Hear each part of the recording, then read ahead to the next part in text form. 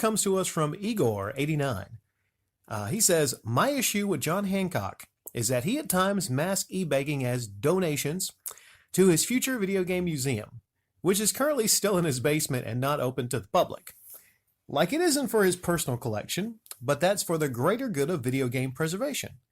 He makes videos about which rare titles he is looking for, and even openly states he won't be able to complete a collection unless a fan donates the last 3 to 4 rarest and most expensive games on the system.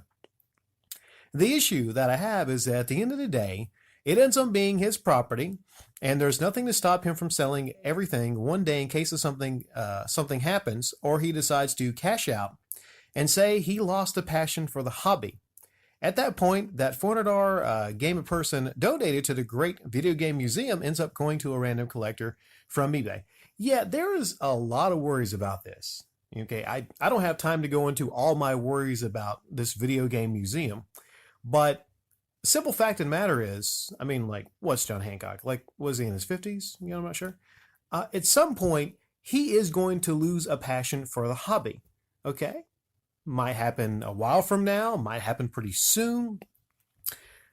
He might just cash out. He might decide to cash out one day. Some stuff might happen around the house, and he and his family decide, hey, you know what? It was a great hobby, but it's time to get out of the hobby. Me, I had a pretty big comic collection, but I got in trouble, financial trouble, and I had to sell off my comic collection. It was really painful to deal with. I had some great comics, but I had to sell it all off because, well, I need the money. That's the thing about hobbies. People have hobbies, but at the end of the day, we live in a real world.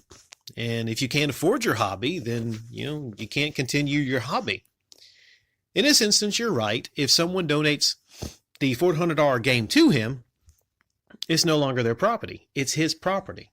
The idea is that he's definitely going to take your donation and put it in a museum. But at every point, even if it goes to the museum, it's still technically his property, isn't it?